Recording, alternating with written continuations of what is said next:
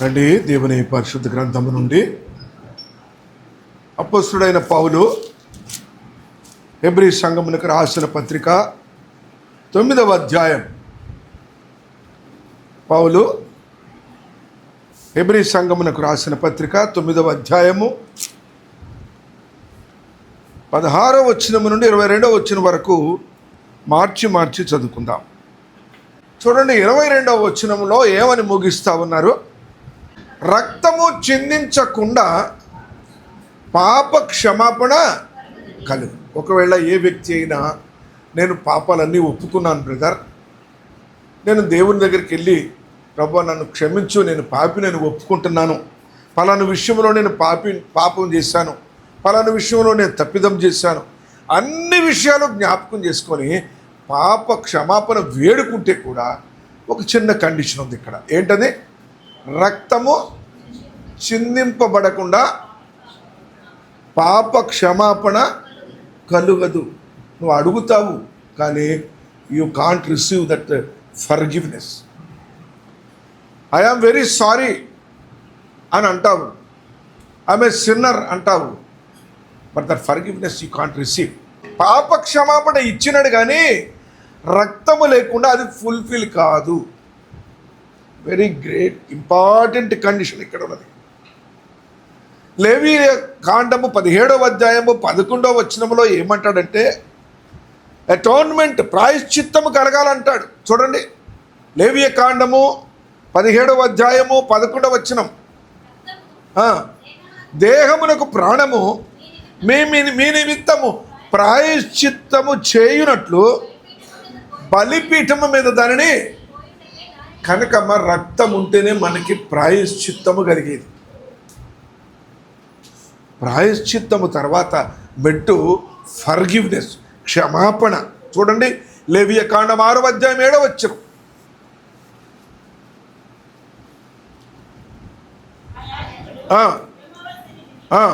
అతని నిమిత్తము ప్రాయశ్చిత్తము చూసారా? ఫస్ట్ స్టెప్ ప్రాయశ్చిత్తము చేయగా అతనికి క్షమాపణ కలుగును. చూసారా? ఈ స్టెప్స్ రాసుకోవాలి. నేను కూడా క్షమాపణ అడిగాను, ఏంటండి ఆయన ఏమి క్షమించకుండా ఉండడు కదా, రక్షింపనేరక ఉండునట్లు యెహోవా హస్తము కురుచక. ఆయన పనే అది, ఎంతసేపు పని కాదు.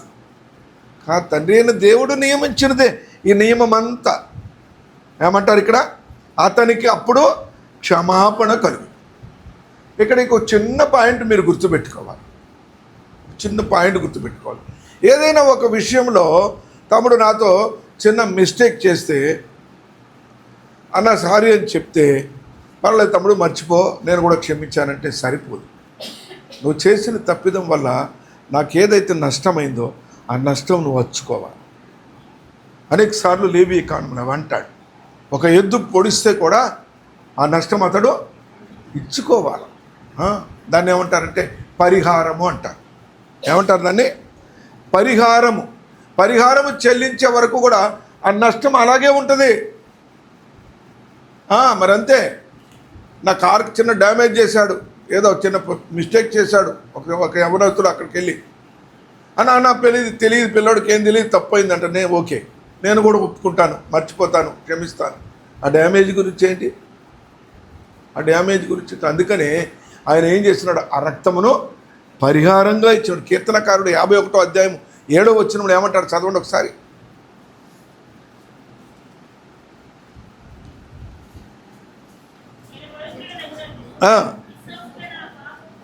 నా పాపమును పరిహరించబడాల. ఒకటి ప్రాయశ్చిత్తం అనగా ఒప్పుకొనుట అనుకుందాం. రెండవది క్షమాపణ పొందాలి. మూడవది పరిహరించబడాలది. రోమీయులకు రాసిన పత్రికలో 4వ అధ్యాయం 7వ వచనంలో ఏమంటాడంటే చూడండి, పరిహారం అందకపోతే లాస్ అయిపోతాం అంటాడు. చూడండి, అందుకనే యేసుక్రీస్తు ప్రభు ఏం చేసినాడమ్మా? మత్తయి సువార్త 20వ అధ్యాయం 28వ వచనంలో నేను పరిచారం చేయించుకోవడానికి రాలే, పరిచారము చేయుటకును అనేకులకు ప్రతిగా విమోచన క్రయధనముగా క్రయధనము చెల్లించినాడు. ఈ నిబంధనని అక్కడ మనకి హెబ్రీ పత్రికలో జ్ఞాపకం చేస్తున్నాడు మోషే గారు. ఏమని? 22వ వచనం చూసుకుందాం. మనం చదివిన భాగము దానికి ఇంపార్టెంట్ మ్యాటర్ అని చదువుతూ వచ్చాం, కానీ let us now meditate verse 22. చదవండి.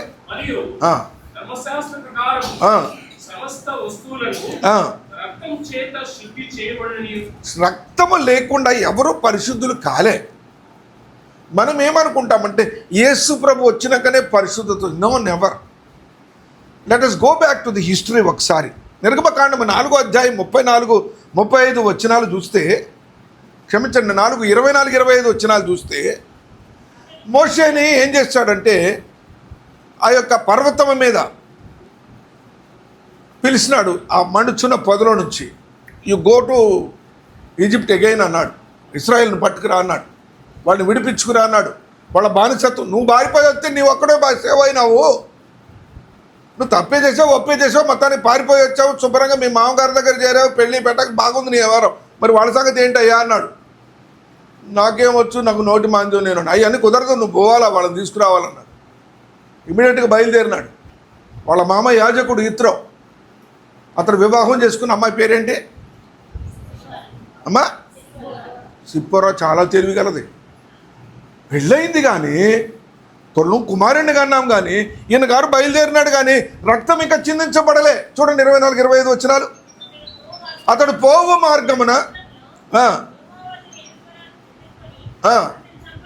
చూసారా, చంపేయాలనుకున్నాడట. అంటే చంపేయడానికి కాదు అక్కడ. ఆ నాయకుడు ఎట్లా, నాయకత్వం ఎలాగా, అతని పెనుగులాట చూసినప్పుడు గమనించింది ఆమె, సంథింగ్ ఈజ్ హ్యాపెనింగ్ ఇక్కడ, my husband is facing some problem with the God అని అర్థం చేసుకున్నది. అప్పుడు 25 వచ్చినప్పుడు ఏం చేస్తుంది? రాయి తీసుకొని సున్నతి చేసి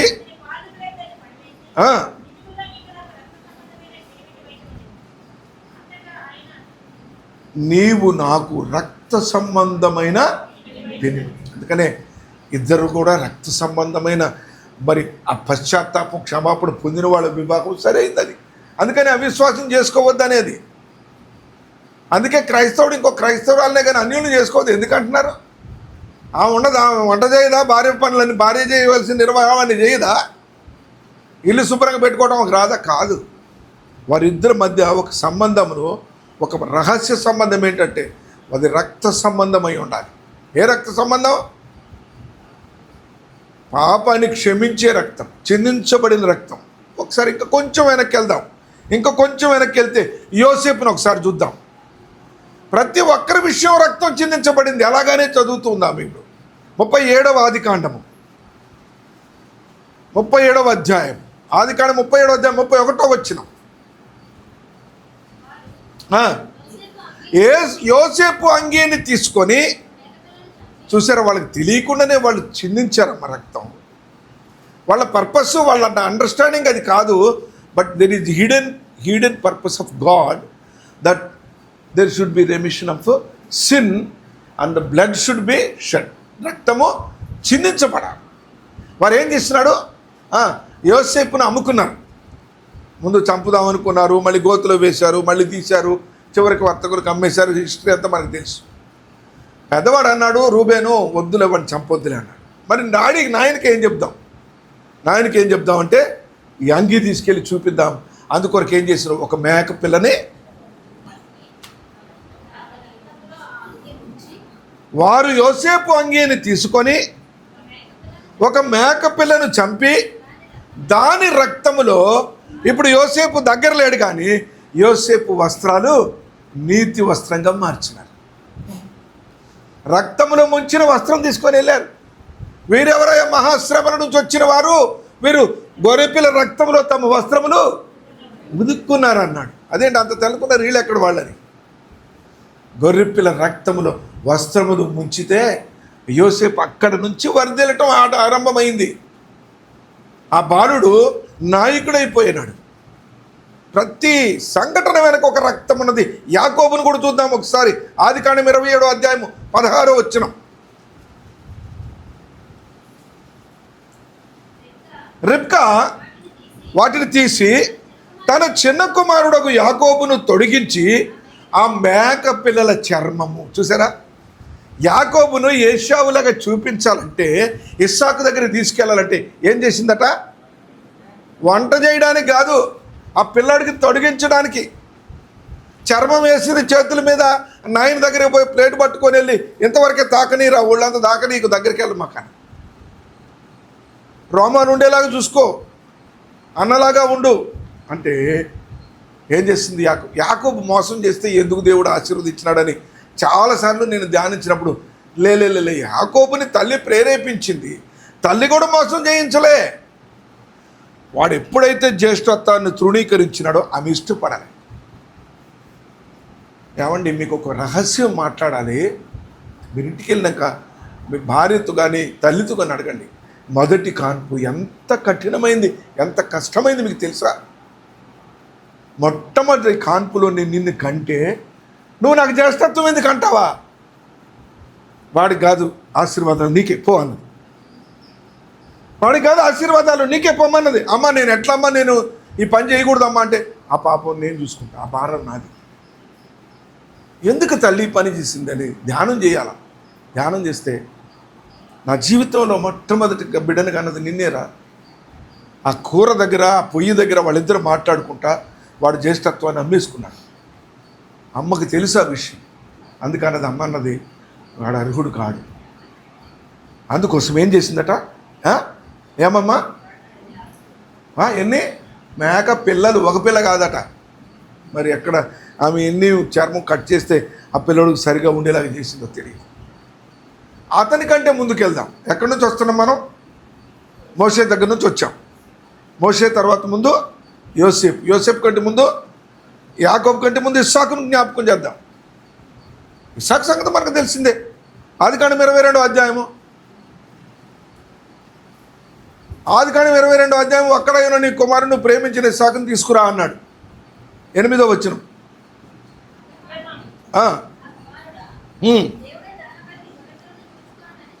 ఎట్లా చెప్తాడు ఈ మాట? బలిపటానికి ఏమీ లేదేంటే నాయన, కట్టెలు ఉన్నాయి, కత్తి ఉన్నది, అగ్ని ఉన్నది, బాగుంది నీ సిద్ధపాటు. మరి గొర్రెపిల్ల లేకుండా పోతున్నాం మనం, పర్వతం ఎక్కేస్తున్నాం, ఇంకెక్కడది? పైకి వెళ్ళినాక అక్కడ కిందనే పోని అన్ని దాచున్నారే, ఏదైనా పట్టుకురా అంటే పట్టుకొస్తారు మందలోది. ఆ పని చేయకుండా వచ్చామంటే అబ్రహాము ఏమంటున్నాడు? దేవుడే చూసుకుంటాడు అనలే. ఏం చూసుకుంటాడట? గొర్రె పిల్లను చూసుకుంటాడు. చదమ్మా, 13వ వచనంకి వెళ్ళిపోదాం. 13వ వచనం. అప్పుడు అబ్రహాము కనులెత్తి చూడగా పొదలో కొమ్ములు తగులుకొని ఉన్న పొట్టేలు చక్కగా బలిచ్చినాడు ఇస్సాకు బదులుగా. ఇస్సాకు ఆశీర్వదించిన అబ్రహాము, ఇస్సాకు, యాకోబుల దేవుడు పేరు పెట్టాడంటే ప్రతి ఒక్కరి వెనక రక్తము చిందించబడింది. ప్రతి ఒక్కరి జీవితంలో రక్తము చిందించబడకుండా వారు ముందుకు రాలేదు. జ్ఞాపకం పెట్టుకోవాలి. ఇశ్రాయేలు యొక్క సర్వ సమాజము నిర్గమకాండం 12వ అధ్యాయంలో చూస్తే ఇంటింటికి రక్తం చిందించారు. రక్తము చిందించకుండా వాళ్ళకి విమోచన, విడుదల లేదు. వారు ప్రపంచంలో ఒక ప్రత్యేకమైన వంశావళిగా ముద్రించబడ్డారు. నాటికి నేటికి భూమి ఉన్నంతకాలం ఇశ్రాయేలు ఉండేలాగా. ఆ రోజైతే ఎన్ని ప్రతి గడప మీద రక్తం అన్నది. ఇప్పుడన్నా మనం చదివినట్లు ఒక గొర్రె, ఒక మేక, 2 మేకలు ఉన్నాయేమో కానీ చూడండి 12వ అధ్యాయము మొదటి నుంచి ఒకసారి చదువుదాం.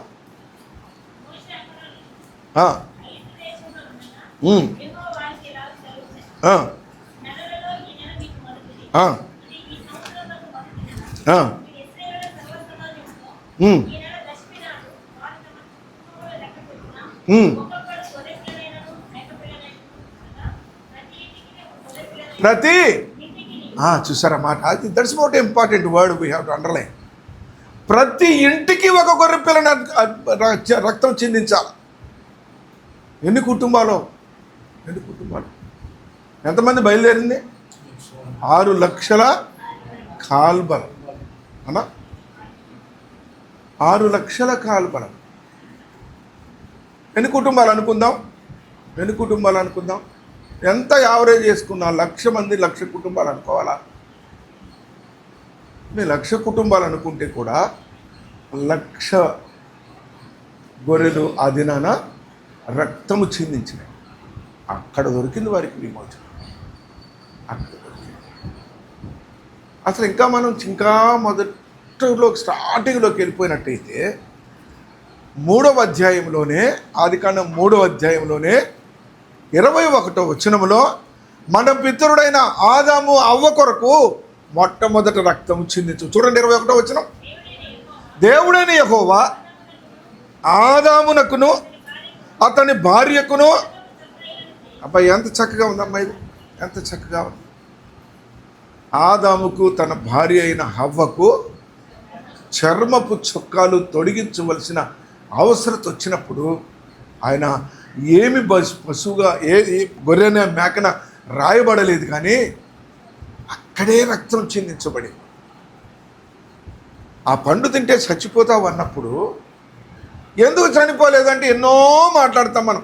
First he has made this covenant, అక్కడ నిబంధన చేసినాడు, రక్తం చిందించా కాబట్టి డెత్ ఈజ్ స్టాప్డ్, అక్కడ ఆగిపోయింది. ఆత్మ చనిపోలే, మన్ను అవుతుంది అనే ఆజ్ఞ ఉండిపోయింది, కానీ ఆత్మకి మరణము లేదు, ఆత్మ జీవింపజేసేది.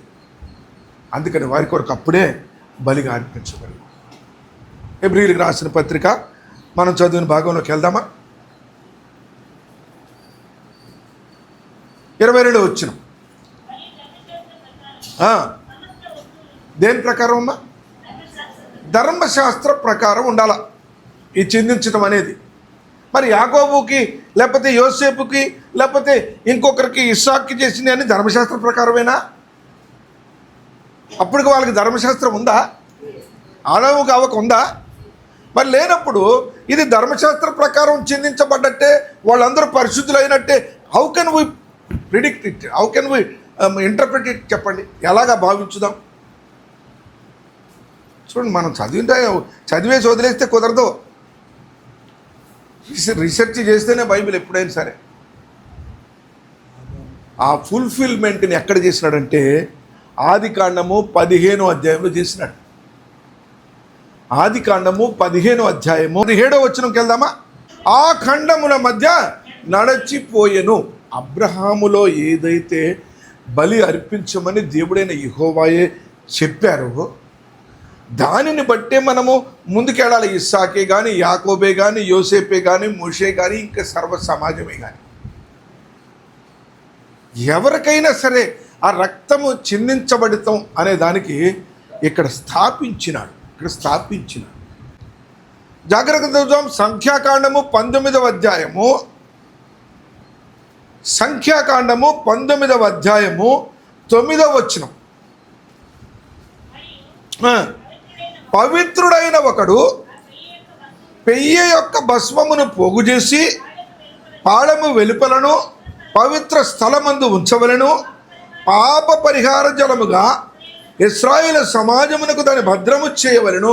అది పాప పరిహారార్థ బలి. ఏది పాప పరిహారార్థ బలి? పెయ్య. ఏంటది? పెయ్య. ఏమన్నాడు చెప్పండి? 15వ అధ్యాయము, ఆదికాండం 15వ అధ్యాయము 9వ వచనం మొట్టమొదటి ఐటమ్ ఏంటి? 3 ఏండ్ల పెయ్య. ఎందుకు 3 ఏండ్ల పెయ్యి బలిగా ఇమ్మన్నాడు? అది పాప పరిహారార్థ.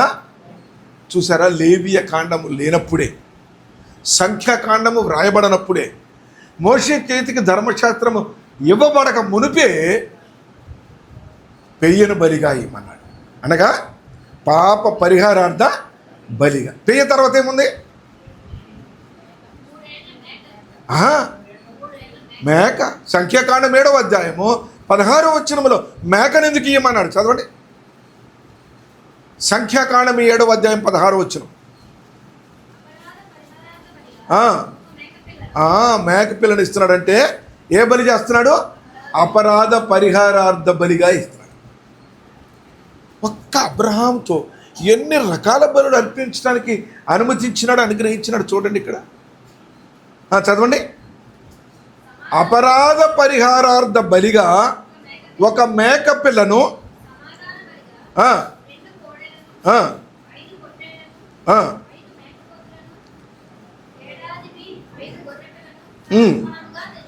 ఓకే, ఇంకొక మాట చూద్దాం. నిర్గమకాండం 29వ అధ్యాయము 18వ వచనం.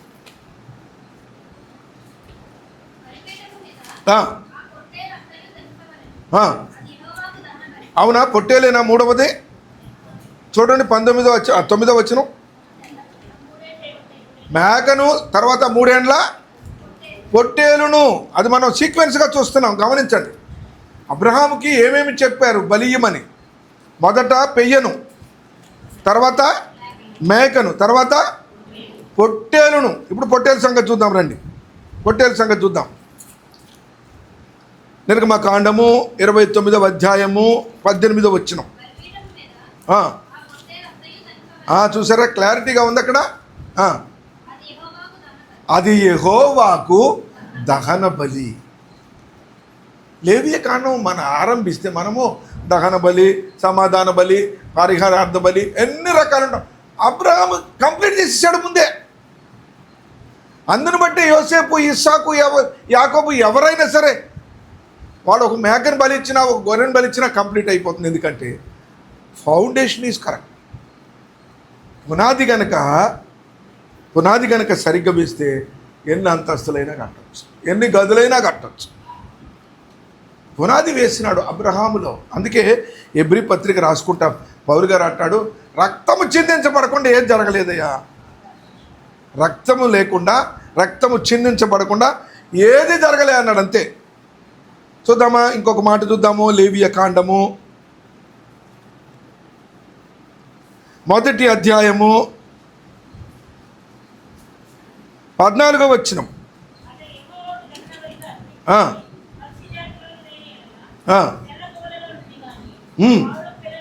చూసారా, గువ్వ కానీ పావురపు పిల్ల కానీ పక్షిని ఎలాగివ్వాలట?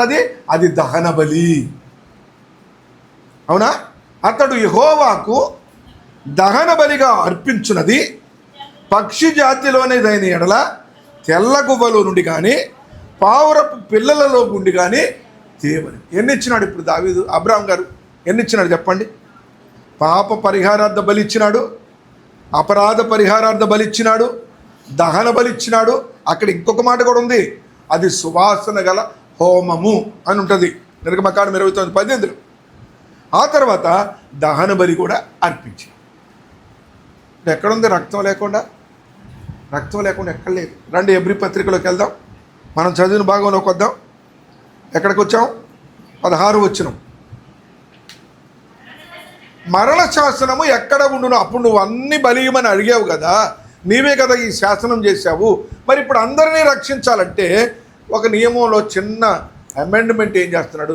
కోడెల యొక్కయో, మేకల యొక్కయో, పక్షుల యొక్కయో రక్తముతో కాక తన స్వరక్తముతో. అందుకే ఏమన్నాడు? మరణ శాసనం ఎవరు విధించారో 13వ వచనం చూద్దాం. నిర్దోషినిగా అర్పించుకొనిన క్రీస్తు యొక్క రక్తము. ఇప్పుడు మనము జ్ఞాపకం పెట్టుకుందాం ఒక సంగతి, చిన్న కంపారిజన్ చేసి చూద్దాం. కోడెల్ని, పశువులని, గొర్రెలని, పొట్టేళ్ళని సమర్పించినప్పుడు బలిగా అర్పిస్తేనే Abraham he has become the father of believers అయిపోయాడే. మరి క్రీస్తు రక్తంలో కడగబడిన నువ్వు ఎట్లుండాలా? ఎంత డిఫరెంట్గా ఉండాలి? దానికి దీనికి ఉండద్దా? కోడెల రక్తంతోనే, మేకల రక్తంతోనే యోసేపు పరిశుద్ధుడైపోయినాడట, మోషే పరిశుద్ధుడైపోయినాడట, మరి ఇశ్రాయేలు సమాజం పరిశుద్ధపరచబడిందట, వారికి విమోచన, విడుదల దొరికిందట. మరి యేసు రక్తంలో కడగబడుతున్న నీవు నేను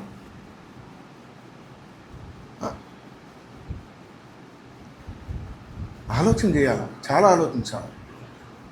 మనకి చాలా అసలు ఎంత భిన్నమైన ఈ ప్రక్రియలోనికి మనల్ని తీసుకుని వచ్చాడు. యోసేపు జీవితం ఉందా మనకి? యాకోబు జీవితం ఉందా? మరి వాటికంటే శ్రేష్టమైన రక్తంలో కడగబడుతున్న నీవు నేను ఏ జీవితం జీవిస్తున్నావమ్మా? కొరింథీ సంఘమా పరీక్షించుకో అన్నాడు. కొరింథీ సంఘమా ప్రశ్నించుకో, పరీక్షించుకో. 11వ వచనంలోకి వెళ్తే అయితే క్రీస్తు రాబోవుచున్న మేలుల విషయమై ఆ ధనవంతుడు వెళ్ళి చూస్తేనట లాజరు ఎక్కడ కూర్చున్నాడు? అబ్రాహాము రొమ్మును కూర్చుని. పెయ్యను బలిచ్చిన వాడు వెళ్ళి పరలోకంలో ఉన్నాడు, మేకను బలిచ్చి వెళ్ళి పరలోకంలో ఉన్నాడు, పక్షిని బలిచ్చి పరలోకంలో ఉన్నాడు. పరలోకాన్ని తెరిచి నేనుండు స్థలంలో మీరుండులాగా తీసుకెళ్తానని వాగ్దానం చేసి తన సొంత రక్తాన్ని కలువరి శిలువలో చిందించిన పరిశుద్ధ రక్తంలో కడగబడుతున్న నీవు ఎలా ఉన్నావు? నువ్వు ఎలా ఉన్నావు? పరీక్షించుకో. బల్ల దగ్గరికి వచ్చామంటే బలిపీఠం దగ్గరికి వచ్చాం. రక్తము పాత్రను ఎత్తుతున్నామంటే బలిపీఠం మీద ఆ రక్తం ఒలికిస్తున్నాం. ఎన్ని రక్తాలు అవి? కోడి రక్తము, మేక రక్తము, పొట్టేలు రక్తము, పావురపు రక్తము, గువ్వల రక్తము. తెలుసా? అదే అన్నాడు. అందుకనే వాటన్నిటికీ బదులుగా యేసు ప్రభు రక్తం.